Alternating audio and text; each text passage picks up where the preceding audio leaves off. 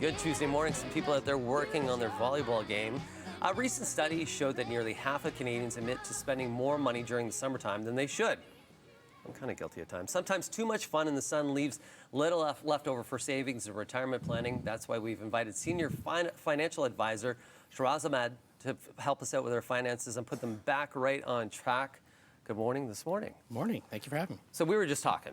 We were talking about our parents. Our parents are from the boomer era, and there's Gen Zs right now and millennials, and you're finding and we're seeing they're really having fun in the summer. Absolutely. So there's this whole mentality, especially amongst the younger generation, of YOLO, you only live once, or FOMO, fear of missing out. So you're seeing this higher degree of impatience amongst young people, and I think it's largely fueled by social media, like we were talking about, and this concept and idea that you have to have everything figured out right away. Like, I don't know about you, but when I just got out of college, university, it took me years to figure things out. Yeah. And so there's this expectation that everyone knows what they're doing and has it all sorted right away. Yeah, I went to school to be a lawyer, and now I'm a weatherman. But you can't figure it all out in one time. But then when we look back to our parents' generation was really the saved generation. The boomers is what we speak of. And there's something that you call the boomer mindset. What is that? So I think on social media, boomers get a bit of a bad rap, right? So there's that whole mindset of, okay, boomer. Like, everyone loves to hate on them. But the reality is they have tons of nuggets of real good wisdom and good information. So if we actually take a minute and actually listen and kind of do what they did and not necessarily what they say, they were net savers. And I think that's something that we can actually take away from is they spent less in delayed gratification. And that's not something that especially the younger generations are really doing. A lot of the younger generation, though, would say, hey, I want experience. I want experience now. I don't necessarily want something that's tangible like real estate or other investment kind of ways or techniques.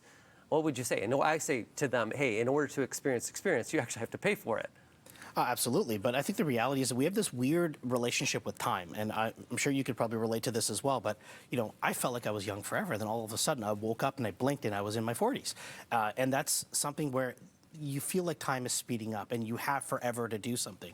But in reality, if you don't start acting sooner, you'll wake up and you'll be a little bit older. So you need to catch up and start working on it a bit more. So where do you start then?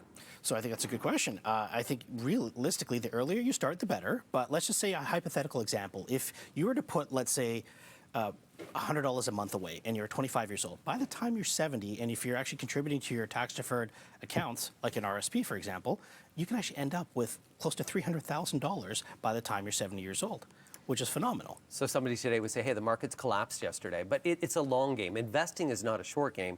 It's a long game. Absolutely. And you have to actually separate the behavior between what's an investor and what's a trader, because those are two fundamental different things. And I think sometimes that's what fuels that YOLO FOMO situation going on, where they look at the short-term behavior and then that actually alters what should be your long-term behavior.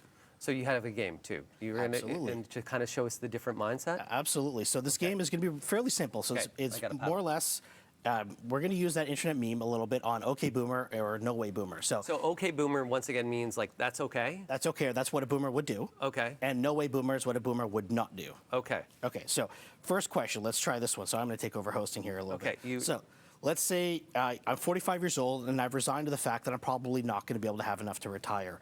It's too late. Let's just spend whatever I have. Just forget it all. So that is that. Absolutely. No way boomer is the correct answer. There you go. It's never too late, right? So the whole point is that old adage, when's the best time to plant a tree 20 years ago? When's the second best time? Today. So start acting is the most important thing you can do. But would you go high risk then in your investment? Because, you don't want to risk what you already have, but you have a shorter time frame.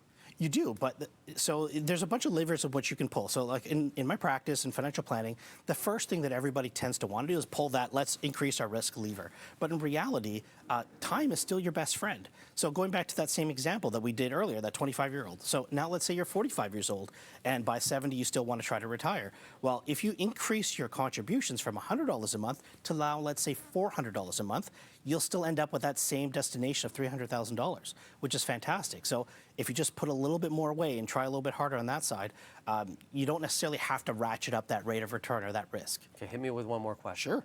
All right, so the next one is, what is the best way to capitalize on tax-deferred compound growth is to contribute to an RSP. Absolutely. And this is one that the younger generation tend to skip out on, especially because there's so many of them that like to prefer the tax-free savings account as an alternative vehicle to an RSP. But the benefit of an RSP is that you actually get an immediate tax incentive for contributing. So that way you can actually get money back in the form of a refund. I've talked about it on the show previously. And if you take that refund and then reinvest it, you can actually have a little bit of this waterfall effect going on. So you could take the refund, put it into your TFSA. Absolutely, you should. It's a great idea. And what people may not know what the difference is between RSP and TFSA. Yes, so an RSP is a registered retirement savings plan. It is a retirement vehicle. It's what's called tax deferred, which means you're going to push that tax burden into the future. The theory is my taxes will be lower later on in life than they are today. And a tax-free savings account is actually an investment account where there is no immediate tax incentive, but it's exempt from paying capital gains taxes. So one of the reasons why younger generations tend to prefer the TFSA is there, again, that whole YOLO FOMO. It's liquid, too. It's liquid. I can pull it out. I don't have to do it. And the best way to look at an RSP is that's like putting a lock on the cookie jar, right? Is you're forcing yourself to save for the long term. If we need more information, people want to reach out to you, what's the best way? So you can follow me on YouTube, so Sartorial Wealth of Raymond James on YouTube, or you can find me on sartorialwealth.com. Thank you very much. So happy savings to everybody out there as well. You're going to get your 7-year-old trying to invest early? That's the hope. Yeah, myself. I'll try to get my 18-year-old and my 15-year-old to do the same. But coming up, after the investments, we're going to celebrate, because coming up after the break is, do you watch the show? I do. Okay, do you know celebrations? Yes. You ready to say, we're going to celebrate you? Absolutely. 3, 2, 1, we're going to celebrate you!